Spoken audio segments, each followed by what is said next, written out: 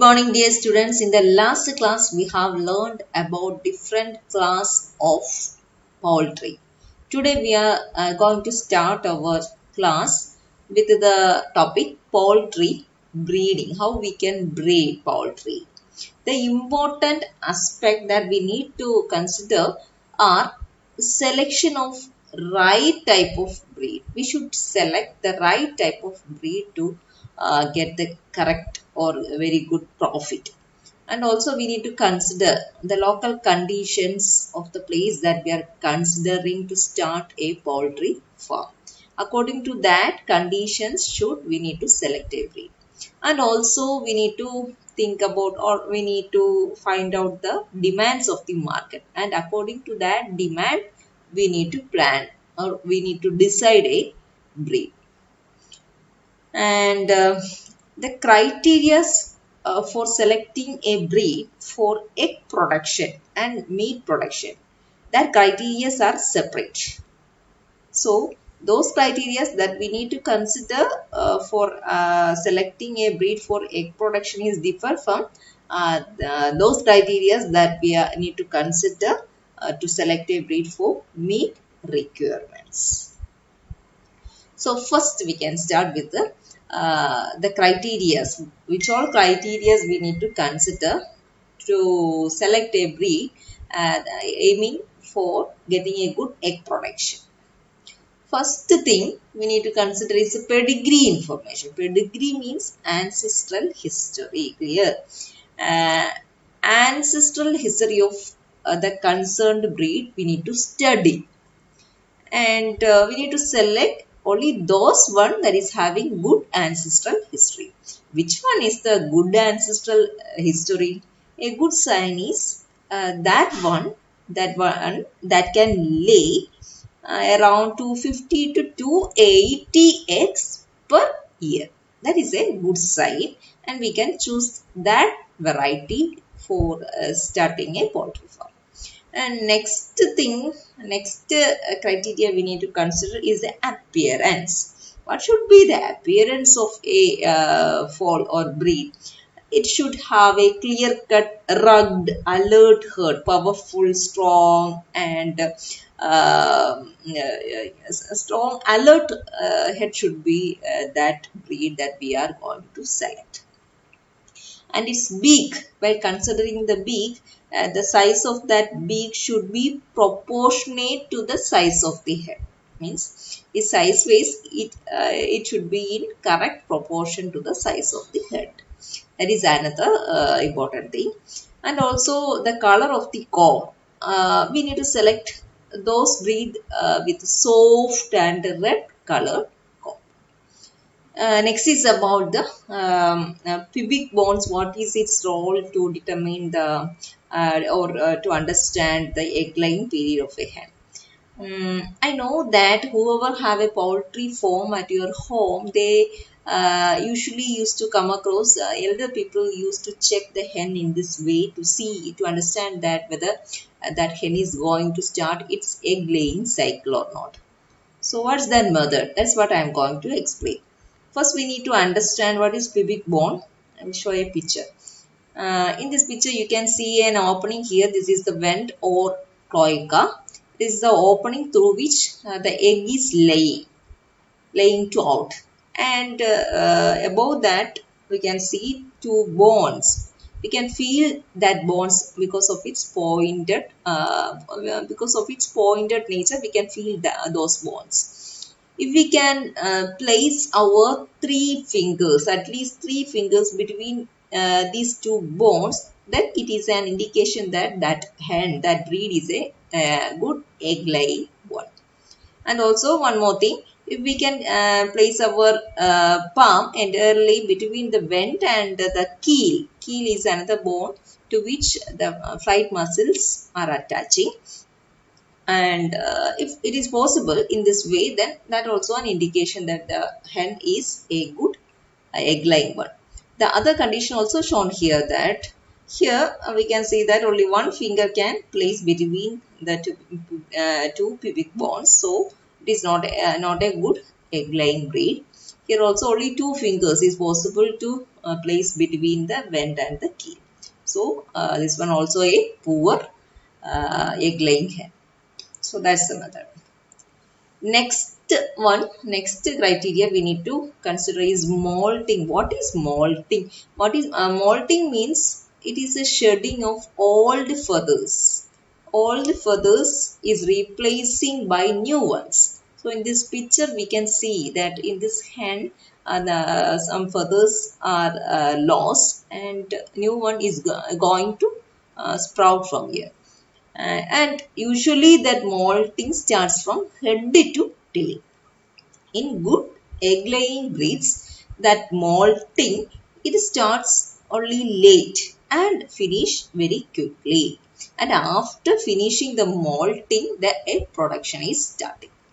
So, how can we understand at what stage that what stage of molting that particular hen is?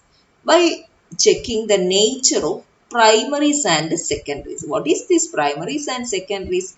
These are feathers that present in the wings. These are primaries and these are secondaries. Then how we can understand the state of molting? In your textbook it is not mentioned anyway. I'm just adding to supplement your knowledge, so I'm just going to show you. So molting begins with the first primary. I have shown you that there are so many primary feathers are there on the wing, and from the first primary that mold begins. And what indicates the end of the molting? By the molting of the last primary. Whenever the last primary finished molting, that indicates the end of molting. Okay, then how we can understand the stage of molting of a specific hen using a simple numerical system, and it is proposed by Miller and Ashmole. What is that method? They give a score that range from 0 to 5 to each type of primary feathers according to their state of molting state, and sum the scores obtained for each feathers. I will show you. Suppose here they have considered a bird bullfinch. It has nine primary feathers on its wing. Okay, I'm just going. 1, 2, 3, 4, 5, 6, 7, 8, 9. 9 primary feathers are there, and depending upon its state, we can give score. If it is, if the suppose if the first primary feather is small, that indicates that the old feather has just gone and the younger feather is started to grow. That means it is so younger feather, and the score we can give only 0. And if it is a small feather, but in this picture I draw as a full feather, that means it completed its growth, so we can give 5 itself in the place of 0. Clear? So in that way, as in this picture, I have drawn full feathers, all full feathers that get replaced all the older ones. Then that's why I can give score 5 to all 9. 1, 2, 3, 4, 5, 6, 7, 8, 9. In this way, in the two wings, there will be how many feathers? 9 plus 9, 18 feathers will be there. And the score will be 18 into 5, which give 90. So that's the score. So if 90, that score is possible to attain, that means that bird has finished its molting. Or else, if the score is below that one, that indicates that it is in midway of molting. Next is about pigmentation. Pigmentation means in the hand we can see some yellow coloration. It is concentrated in the skin near the vent, eye, beak, shack. That yellow coloration start to disappear soon after the hand start to develop yolk. So that is another criteria. The next one is sexual maturity. What is sexual maturity? It is the period between the hatching time of the pullet. Pullet means the young one, small young one of the hen. Hatching time of the pullet and the first day of its egg laying. That period, that period is its sexual maturity. Clear? The period between its hatching time, that hatching day, to the first day of its egg laying, first day of its egg laying. That period is called the sexual maturity period. And early maturing fowls can lay more eggs. So that is simple logic.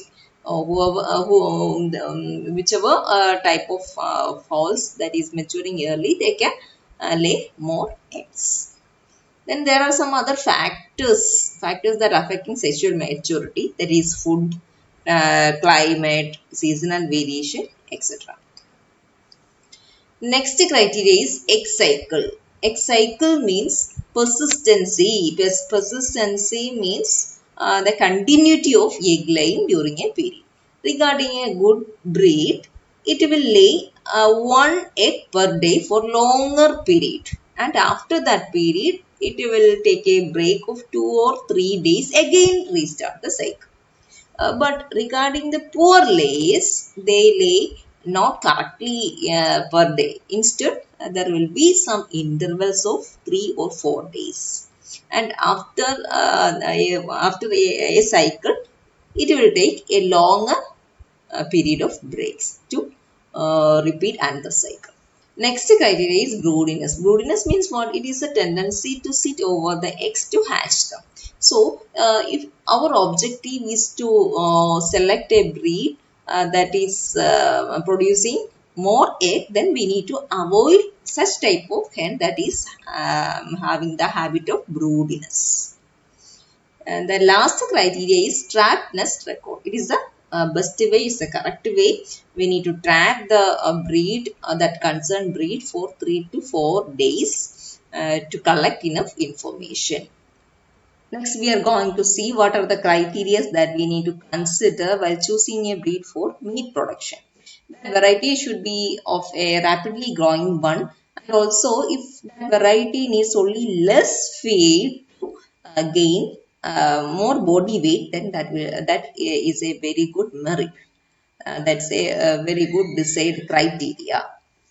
Then there are some other standards also there, that includes good health and vigor. That breed should have good health and vigor, and of a rapid growing one. And also that breed should have good fleshing in breast and thigh portion. And also while looking into its body, it should be well proportionate. All the parts should be well proportionate, well suited one. And also the body depth should be uniform from front to back. Then what is body depth?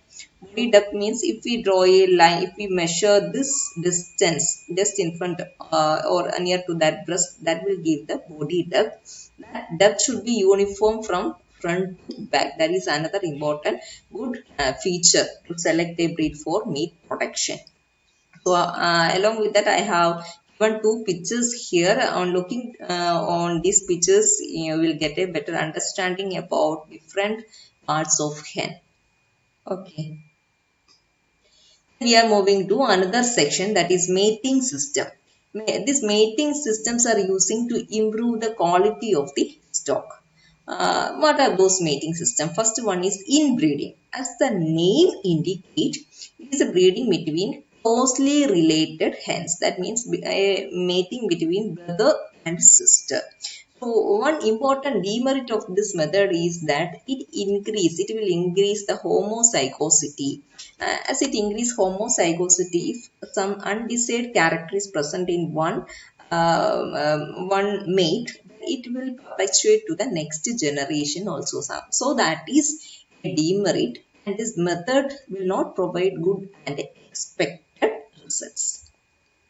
And next one is line breeding. Line breeding here, the mating partners that we are selecting is not closely related, but they are less related. That means in that mating we are considering cousins or granddaughters. So while the time it will reduce homozygosity, at the same time that method can conserve and perpetuate diseased characters. Then the next method is outbreeding. Outbreeding, as the name indicates, is out. Out means out from relation, something different. Different means the mating partners are of same species but of different strains. Then what is the difference between, what is the meaning of strain? Is it clear to you? As we are all coming across and we have seen the backlashes of corona. So corona, this is a single species, but so many strains we have come across until by this time. So that is the strain. Strain means it is a subspecies. It is a subspecies. Strains means we all have come across different strains of corona by this time. This corona means it is a single species, but there are so many strains have emerged. So that means strain is a subpopulation in a species. So that is happening here. Outbreeding means breeding between different strains. They are of a single species. And what is the merit of this method? Merit is that by this method we can retain desirable characters of the parents, as well as we can introduce new desirable traits, and also we can eliminate defective genes. Next is crossbreeding. Crossbreeding means here different breeds or varieties are choosing. That means sometimes indigenous breeds are mating with the exotic ones. Through this method, we can increase heterozygosity or heterosis. And by that way, so many desirable characters we can add to the new generation, like higher egg production, low mortality rates. Along with that, we need to understand which are the different mating methods. Because mating partners are there. So, by adopting what method we are performing that mating. There are some different methods are here. First one is flock mating. Flock mating, as the name indicates, more males are allowed to interact or to move among a group of females. And in that method, the mating is so random. There is no purposeful mating between one hen and another cock. Random mating is happening here. Then next one is pen mating. Pen mating means a single male is allowing to mate with a flock of females. So that is pen mating. Then stud mating. Stud mating means here only one single male is allowed to mate with a single female. And this will give desirable characters in the next generation. And also, along with all, artificial insemination also adopting to get better results, better desired qualities in our stock. Artificial insemination means artificially sperms are introducing to the uterus of the hen, uterus or that shell gland of the hen to get a desirable type of breed. Okay, with this, I am going to wind up today's section. Thank you. I'm an icon, man. Ain't my girl about a 10. I should fuck her in the Benz.